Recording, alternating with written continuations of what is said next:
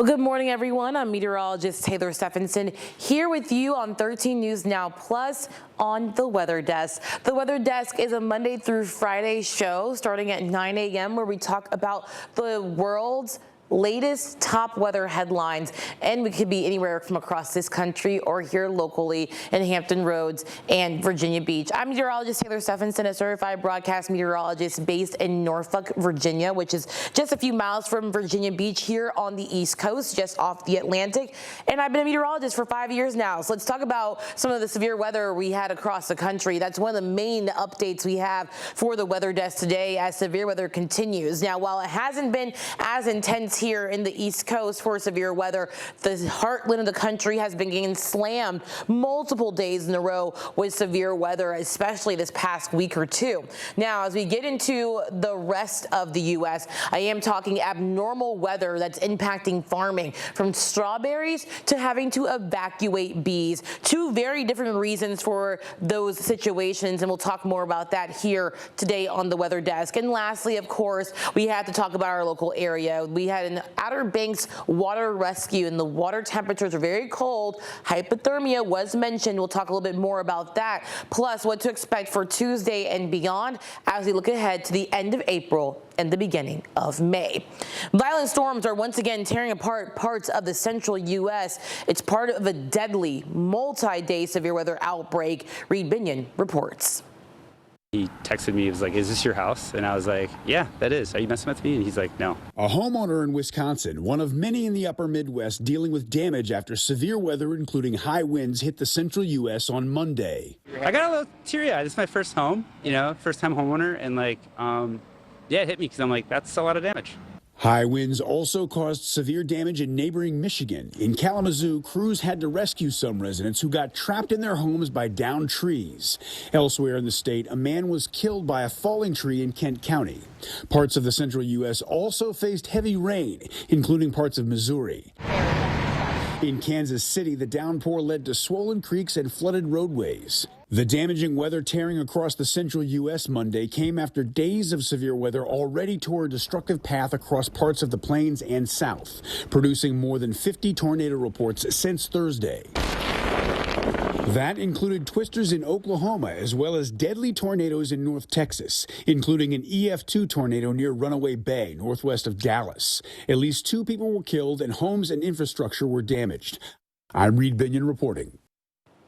And as you see, we still have the wet weather across the country. Right now, we have wet weather through the deep south, any places from Mississippi all the way through Georgia and the Carolinas. Even a little bit of rainfall is trying to make its way towards our peninsulas now. Some snowfall in portions of the northern plains as you get into South Dakota and into portions of Nebraska. Now, this is where I want to zoom in here, too. We have an ongoing severe thunderstorm watch for southern Oklahoma through northern Texas. That's in Wichita Falls along the Red River here south of Oklahoma City. In those areas, we could see damaging winds, of course, some hail as well. But today, there is a larger severe weather risk that encompasses multiple states from Texas, Oklahoma, down to Louisiana, Mississippi, Alabama, out through Georgia, Tennessee, Kentucky, southern portions of Indiana and Illinois, up through portions of in southern portions of Missouri, and then the bullseye is right here in portions of Arkansas that is encompassing Little Rock. In these areas, we could see some tornadoes today, especially in this area. Large hail for north central and northeast portions of Texas, there from Dallas all the way to the Louisiana border. So keep an eye out for that. We have severe weather on the way here in Hampton Roads that will be coming our direction tomorrow. Definitely not this big of a risk, but we can't rule out an isolated tornado. So when we come back, we're going to take a quick break, but in 2 minutes, we'll talk more about strawberry season here and how heavy rain is impacting some crops across the country, how strawberry farms on the West Coast are dealing with the wet weather. Plus, in a few more minutes, I'll talk more about the severe weather risk for Hampton Roads in northeastern North Carolina on Wednesday.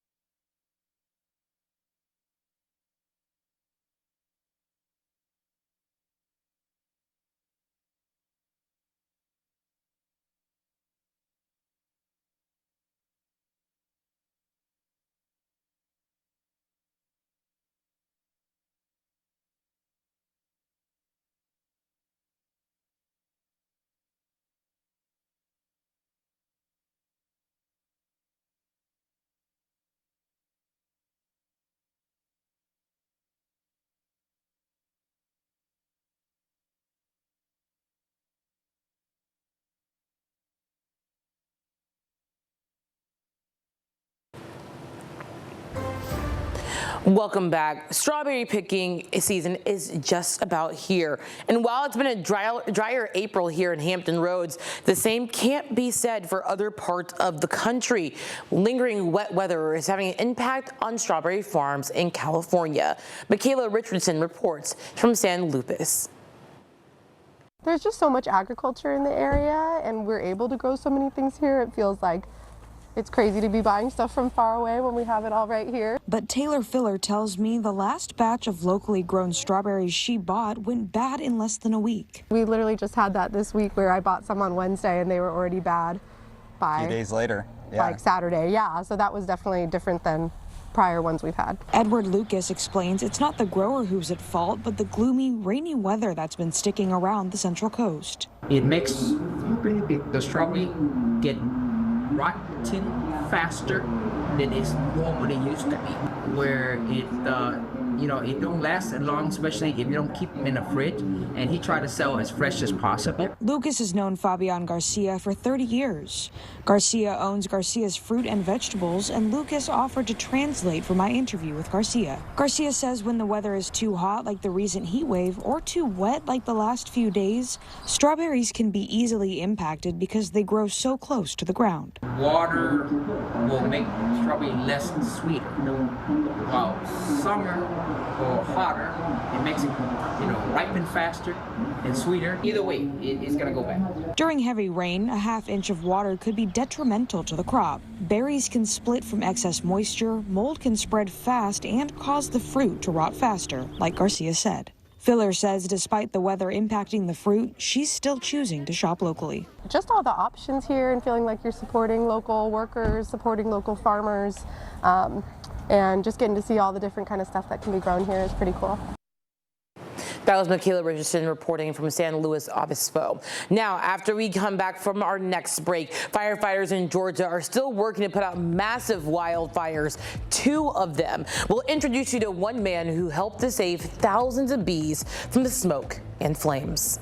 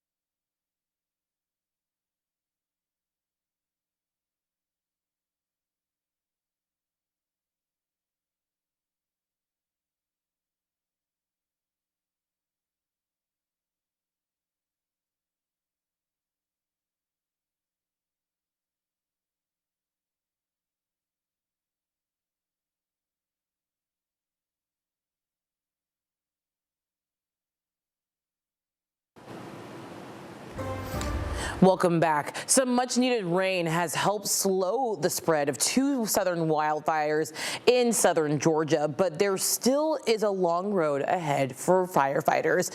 The Pineland Road fire has scorched more than 32,000 acres and is still just 10% contained. The Highway 82 fire has burned nearly 21,000 acres in Brantley County and is 7% contained. The flames already have destroyed dozens of homes, and residents have been been ordered to evacuate. Those residents include more than just humans. One man has been tasked with evacuating thousands of bees, getting them safely away from the fire and the smoke. Zach Wilcox has the story. Early spring honey flows, so it lets the bees build up earlier, like the beginning part of February.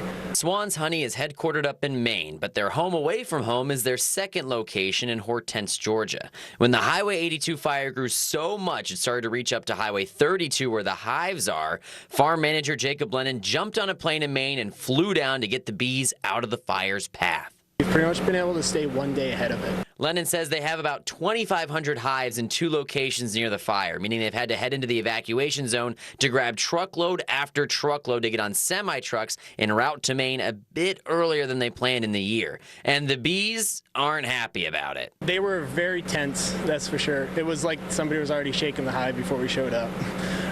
So they could sense, they sense like barometric pressure changes, and so that will make their temperament change as well. So they were not very happy. While Lennon focuses on what he can take out, some folks on the other side of the fire along Old Post Road are worried about what they can put in before the flames approach. Everybody on my road at the end, they're kind of hunkering down, but they've got equipment and stuff. They're down there digging fire breaks now on their own, but just doing whatever we can to kind of prepare and save what we got. AJ Smith will stay with family in Valdosta for the night while hoping the fire stays clear of his property. Got a lot of friends that's already lost houses and family too. Lennon has a much longer drive back to Maine ahead of him, accompanied by thousands of bees. We'll have to go through them in Maine to make sure that they are good enough for pollination. Now let's take a look at the active wildfires across the United States at the moment. As you can see here from our graphics, you can tell that there's many wildfires through the west into the central U.S. and the deep south. We're going to go ahead and talk about the ones that we were just mentioning here in Georgia. You can see an active wildfire there as you head south and south and east of Atlanta, north and east of Macon.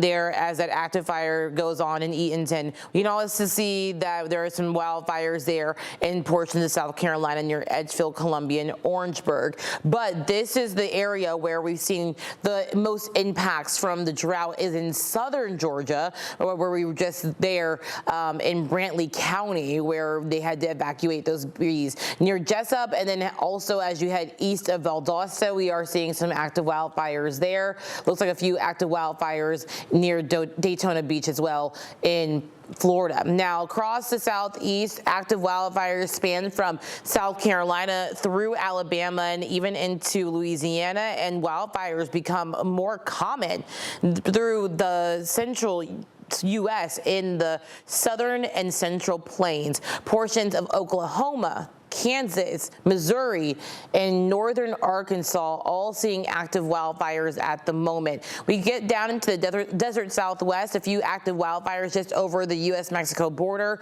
Also, one wildfire in Arizona and one in New Mexico. Out in California, where wildfires are very common, we're seeing a few wildfires around the state as you get near San Francisco, north of that area, and then between San Francisco and Los Angeles. We do have a few active wildfires in the Pacific Northwest as well. Taking it here to Hampton Roads area, just outside of our area, north of Richmond, is an active wildfire there as well, near Ashland, Virginia, a couple of them. So making sure that in these dry conditions, where I'll show you our drought monitor, you can see that we are still in one of the worst droughts we've been in almost 2 decades, as we are underneath the abnormally dry conditions around the Appalachian region. You get into the Commonwealth. Hampton Roads is one of the only places at the moment not in the severe drought as you get into the rest of Virginia. An extreme drought taking over the majority of western North Carolina into the Raleigh area as well. So central to north central North Carolina, northeastern North Carolina, one of the only places, actually the only place in North Carolina only seeing that moderate drought. So we are lucky that we are not seeing those very extreme conditions at the moment here around the coastal area. We will start to see some rain tomorrow that may help to chip away at the drought. But again, as you see, the majority of the mid-Atlantic struggling when it comes to any substantial rainfall. To help with this, we are in, again, one of the worst droughts since 2007. So prepare for these impacts from more wildfires to continue, not only for the mid-Atlantic, but especially in the deep south, where they are seeing some of those exceptional droughts. And I'll even go here to give you a little closer look at this exceptional drought going on in portions of southern Georgia, where they are seeing those wildfires and having to do those evacuations, not only of the bees, but humans as well. So we are watching for more rain to develop along our next cold front. And before I talk about that, we're going to take another quick break. 3 swimmers were rescued on the Outer Banks. The cold water warning from lifeguards this season as they get ahead of what will come this summer.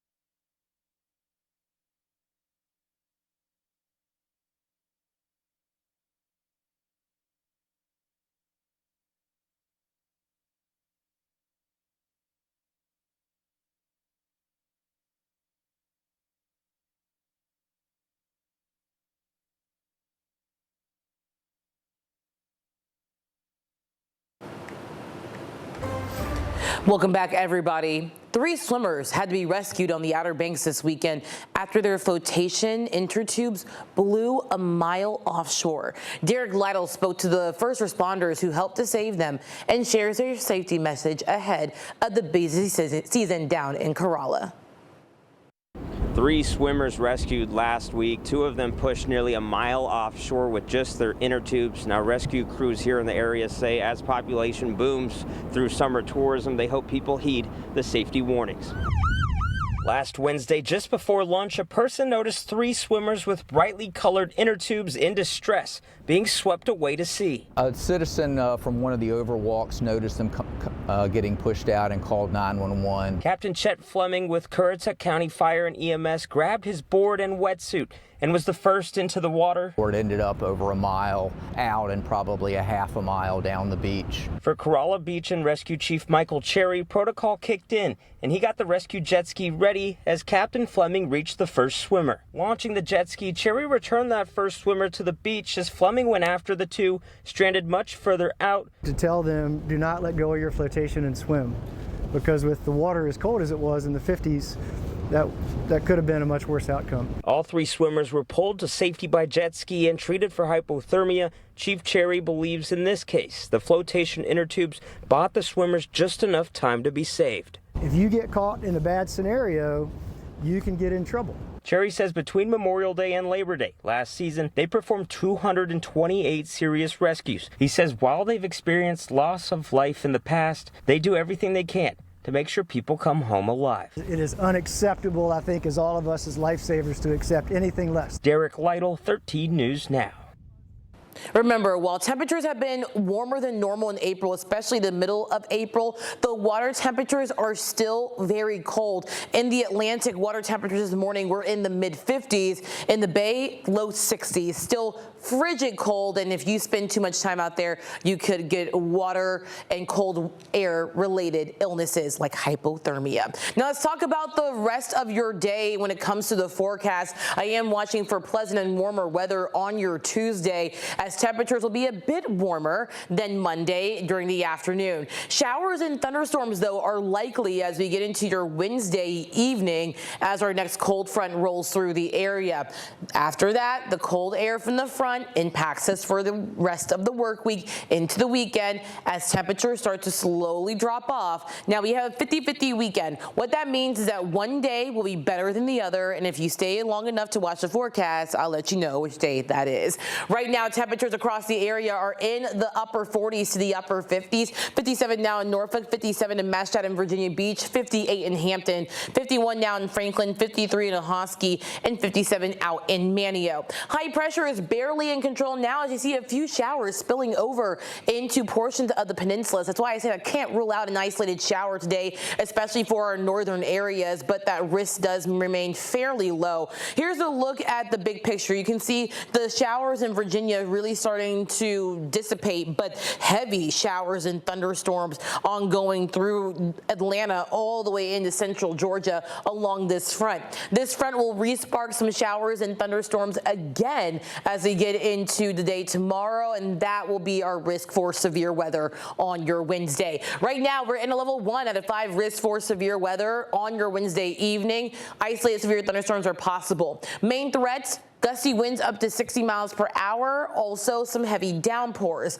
We also do have a low tornado risk tomorrow as well. Not zero, but not high at all. Very, very low, but we cannot rule out a chance for an isolated tornado on your Wednesday evening.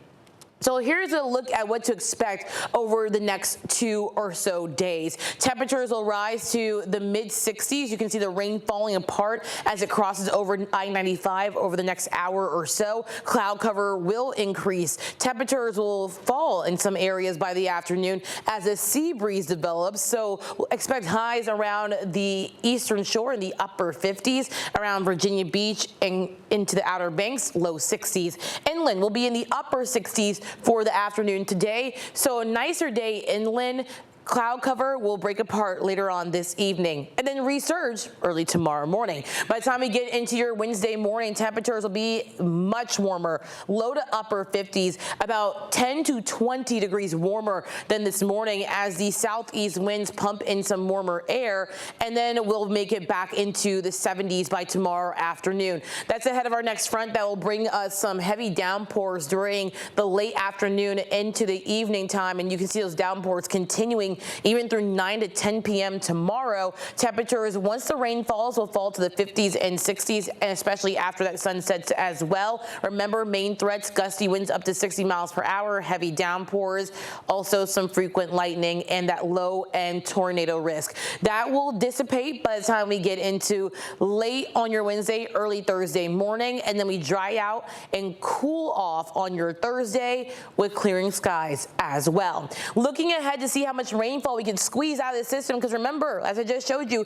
we're in the midst of a drought here in Hampton Roads in northeastern North Carolina. We could see maybe a 1/4 inch of rainfall for some isolated areas. It really depends on where the rain falls, but you can see maybe 1/2 inch or more in places around the peninsulas into northeastern North Carolina. This is matching up with the rainfall graphic I just showed you, showing the rain moving through the peninsulas in northeastern North Carolina, but the rain will be so sporadic, these numbers can be shifted up or down depending on where those cells develop and where they move. So expect generally maybe up to 1/2 inch area wide. The heavier downpours could lead to higher amounts elsewhere. As we head through the next 5 to 7 days, we'll see temperatures slowly drop off from Wednesday back into the mid-60s this weekend. Saturday is the worst of the 2 days. As you see, rain is likely, especially on Saturday morning, with drier conditions on Sunday with temperatures in the upper 60s. We'll be back in the mid mid-70s early next week. Remember, you can always get the latest news, traffic, and weather on the go with the 13 News Now app. Scan the QR code on your screen to download the app for free